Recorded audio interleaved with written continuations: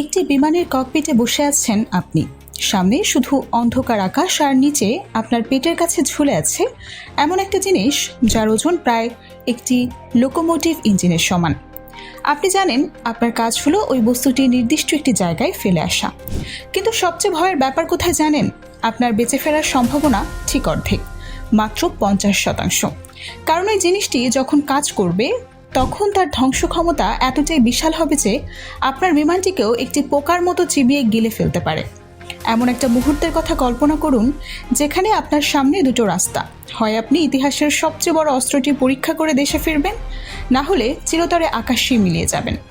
ঠিক এই জীবন মৃত্যুর সীমানায় দাঁড়িয়ে 1961 সালে একজন সোভিয়েত পাইলট এমন একটি মিশনে যান যা আজও পুরো বিশ্বকে শিউরে দেয়।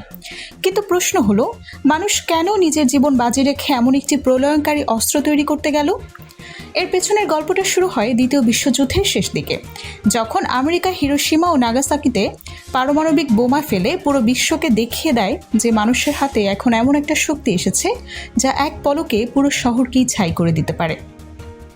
সোভিয়েত ইউনিয়নের নেতা জোসেফ স্টালিন যখন এই খবরটা পেলেন তখন তিনি বুঝতে পারলেন যে সামরিক শক্তি আর সৈন্য সংখ্যা দিয়ে এই নতুন যুদ্ধে টিকা সম্ভব না। শুরু হলো এক নীরব প্রতিযোগিতা। সোভিয়েত বিজ্ঞানীরা দিনরাত কাজ করে কয়েক বছরের মধ্যেই নিজেদের পারমাণবিক বোমা তৈরি করে ফেললেন। কিন্তু এরপরে শুরু হলো আরেক ধাপের লড়াই, হাইড্রোজেন বোমা বা থার্মোনিউক্লিয়ার বোমা। আমেরিকা যখন এই প্রযুক্তিতে এগিয়ে গেল তখন সোভিয়েত ইউনিয়নের তৎকালীন নেতা নিকিতা ক্রুশ্চেভ মনে মনে একটি প্রতিজ্ঞা করেন। তিনি শুধু একটি শক্তিশালী বোমা চাইলেন না, তিনি এমন কিছু চাইলেন যা দেখলে আমেরিকার প্রেসিডেন্ট থেকে শুরু করে পুরো সামরিক বাহিনী ভয়ে থমকে যাবে। তিনি বিজ্ঞানীদের নির্দেশ দিলেন এমন একটা বোমা বানাতে যার ধ্বংস ক্ষমতা হবে 100 মেগাটন। কিন্তু যখন শীর্ষ পদার্থবিদ আন্দ্রেই সাখারোভের নেতৃত্বে বিজ্ঞানীরা কাজ শুরু করলেন তখন তারা একটি ভয়ঙ্কর সমস্যায় পড়লেন।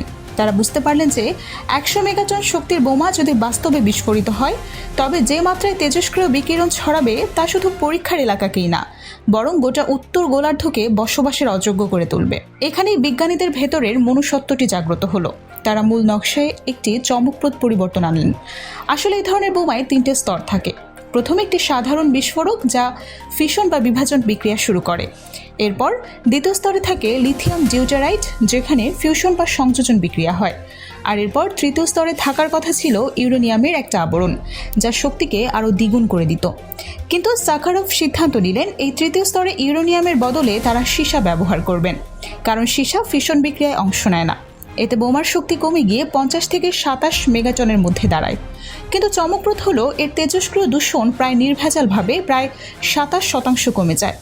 একজন বিজ্ঞানী তার নিজের তৈরি অস্ত্রের শক্তি কমিয়ে দিয়ে পুরো মানবজাতিকে এক নির্মম মৃত্যুর হাত থেকে বাঁচিয়েছিলেন, যা বিজ্ঞানের ইতিহাসে এক অনন্য নৈতিক সিদ্ধান্ত হিসেবেই আছে।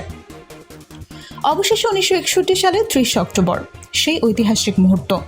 উত্তর মহাসাগরের বরফে ঢাকা একটি দুর্গম দ্বীপে পরীক্ষাটি হওয়ার কথা, কিন্তু বোমাটি এতটাই বিশাল ছিল যে সেটি বহন করার মতো কোনো সাধারণ বিমান সোভিয়েত ইউনিয়নের কাছে তখন ছিল না। একটি Tu-95 বোমারু বিমানকে এমনভাবে কেটে সংস্কার করা হলো যাতে বোমাটি ধরা যায়। কিন্তু পরিস্থিতি এমন পর্যন্ত গড়িয়েছিল যে বোমার অর্ধেকটা বিমানের বাইরে ঝুলেছিল। এর ওজন ছিল প্রায় 27 টন আর দৈর্ঘ্য প্রায় 8 মিটার। এটি একটি দোতলা বাসের সমান। বিমানের গায়ে বিশেষ সাদা রঙের আবরণ দেওয়া হয়েছিল যাতে বিস্ফোরণের প্রচণ্ড তাপ থেকে বিমানটা কিছুটা হলেও রক্ষা পায়। মেজর আন্দ্রেই দুরনসেভ তখন ওই বিমানটি আকাশে তুললেন। তখন তিনি জানতেন যে তিনি মূলত একটি দুর্দান্ত কফিনে চড়ে আছেন। প্রায় 34,000 ফুট উচ্চতা থেকে বোমাটি ফেলা হয়, সাথে একটা বিশাল প্যারাশুট, যাতে বোমাটি নিচে পড়তে পড়তে পাইলটদের বিস্ফোরণ স্থল থেকে প্রায় 115 কিলোমিটার দূরে সরে যাওয়ার সময় থাকে। ঠিক সকাল 11টার দিকে যখন বোমাটি প্রায় 13,000 ফুট উচ্চতায় পৌঁছায় তখন ঘটে সেই অবিশ্বাস্য ঘটনা। পৃথিবীর ইতিহাসে যা আগে কখনো হয়নি। বিস্ফোরণের মুহূর্তে একটি অগ্নিগোলক তৈরি হয় যার ব্যাসার্ধ ছিল প্রায় 8 কিলোমিটার। সে আগুনে লেলিহান শিখা ছুঁয়ে গেল প্রায় 10.5 কিলোমিটার উচ্চতায়। বিস্ফোরণের আলো এতটাই তীব্র ছিল যে 1000 কিলোমিটার দূরে নরওয়ে ও ফিনল্যান্ডের মানুষও আকাশে হঠাৎ করেই আলো জ্বলে ওঠা দেখতে পেয়েছিল। এরপর আকাশে তৈরি হয় সে ভয়ঙ্কর মাশরুম মেঘ, যা বেরিয়ে গেল প্রায় 27 কিলোমিটার উপরে পৃথিবীর বায়ুমণ্ডলের মেসোস্ফিয়ার পর্যন্ত। বিস্ফোরণের শকয়েক বা শব্দ তরঙ্গ এতটাই শক্তিশালী ছিল যে পৃথিবীকে এটি 3 বার প্রদক্ষিণ করেছিল বলেই বিজ্ঞানীরা নিশ্চিত করেছেন। এই বিস্ফোরণের প্রভাব কি পড়ল মাটিতে? বিস্ফোরণস্থল থেকে প্রায় 55 কিলোমিটার দূরে অবস্থিত একটি পরিত্যক্ত গ্রাম মুহূর্তের মধ্যেই পুরোপুরি নিশ্চিহ্ন হয়ে যায়। চারপাশের বন জঙ্গল, কাঠের ঘরগুলো এমনভাবে উড়ে যায় যে শত শত কিলোমিটার দূর পর্যন্ত ধ্বংসস্তূপ দেখা যায়। ফিনল্যান্ড ও নরওয়ের বহু বাড়ির জানালা চূর্ণ বিচূর্ণ হয়ে যায়। কিন্তু সবচেয়ে বিপজ্জনক মুহূর্তটি হলো যখন বিস্ফোরণ হয়, তখন কয়েক দূরের বিমানটি ধাক্কা মেরে হঠাৎ করে 1 কিলোমিটার নিচে নেমে যায়। বিমানের নিয়ন্ত্রণ পুরোপুরি চলে যায়। একজন সাধারণ পাইলট হলে সেখানে হতাশ হয়ে হাল ছেড়ে দিতেন, কিন্তু দুরনসেভ তার অসাধারণ মানসিক দৃঢ়তা দিয়ে বিমানটিকে সামলে নেন এবং নিরাপদে ঘাঁটিতে ফিরে আসেন। পরে তিনি যখন ওই মুহূর্তের বর্ণনা দেন, তিনি বলেছিলেন যে মেঘভেদ করে যখন সে তীব্র আলো চোখে এলো, তখন মনে হচ্ছিল যেন পৃথিবীটাই আর বেঁচে নেই। আরেকজন ক্যামেরাম্যান বলেছিলেন, মনে হচ্ছিল কেউ গোটা পৃথিবীকে একটা কাচের বোতলে ভরে ঠুকে ফাটিয়ে দিয়েছে একেবারে। এখন একটু ভিন্ন দৃষ্টিকোণে আসা যাক। সত্যি কি সোভিয়েত ইউনিয়নের এই বোমাটি তৈরির পেছনে কোনো বাস্তব সামরিক প্রয়োজন ছিল? উত্তরটি হলো একদমই না। বাস্তবে এত বিশাল একটা বোমা নিয়ে শত্রুপক্ষের দেশে ঢোকা প্রায় অসম্ভব। তখনকার কোনো ব্যালিস্টিক মিসাইল বা ICBM এর মধ্যে এত বড় একটা অস্ত্র বহন করার মতো ক্ষমতা ছিল না। এই বিস্ফোরণের প্রভাব শুধু রাজনৈতিক বা সামরিক অঙ্গনেই সীমাবদ্ধ ছিল না, গভীরভাবে প্রভাবিত করেছিল সাধারণ মানুষের মনস্তত্ত্বকেও। এই গোটা ঘটনার সবচেয়ে আবেগঘন অধ্যায়টি হলো এর প্রধান নকশাবিদ আন্দ্রেই সাকারভের পরিণতি, যিনি নিজের বুদ্ধি আর প্রযুক্তি দিয়ে এটি তৈরি করেছিলেন। বিস্ফোরণের পর তিনি নিজেই তার সৃষ্টির ভয়ানক রূপ দেখে গভীরভাবে আতঙ্কিত হয়ে পড়েছেন। তিনি বুঝতে পারলেন যে বিজ্ঞানের এই অসীম শক্তি যদি মানুষের হাতে থেকে যায়, তবে একদিন না একদিন সভ্যতা শেষ হয়ে যাবে। সেই অনুশোচনা থেকেই তিনি সম্পূর্ণ রূপান্তরিত হয়ে গেলেন। তিনি পারমাণবিক অস্ত্রের চরম বিরোধী হয়ে ওঠেন এবং সোভিয়েত ইউনিয়নের কঠোর একনাজাকি শাসনের বিরুদ্ধে গলা তোলেন।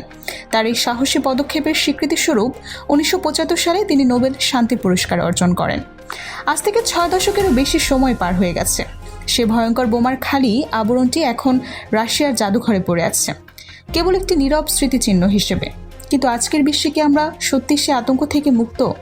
আধুনিক পারমাণবিক অস্ত্রগুলো সেই জার বোমার চেয়ে আকারে অনেক ছোট, কিন্তু ধ্বংস ক্ষমতায় একদম একটুও কম না। মানুষের সৃষ্ট ক্ষমতার এই চূড়ান্ত দম্ভটা একদিন ইতিহাসের পাতায় চিরতরে চাপা পড়ে যাবে। সেটাই এখন সবচেয়ে বড় কথা, কারণ এই ধ্বংসের খেলায় কোনো পুরস্কার নেই, কোনো বিজয়ী নেই, শুধু ধ্বংসস্তূপের উপর দাঁড়িয়ে থাকা একটা নীরব প্রশ্ন, মানুষকে সত্যি সভ্য? আপনার কি মনে হয় আজকের এই প্রযুক্তির যুগে একটা ভুল প্রেস থেকে কি আমরা আবারও সে নিশ্চিহ্ন হওয়ার পথে হাঁটতে বাধ্য হব? আপনার মতামত নিচে কমেন্টে জানান, কারণ এই বিষয়টি কোনো একটি দেশের নয়, এটি আমাদের গোটা মানব জাতির অস্তিত্বের প্রশ্ন।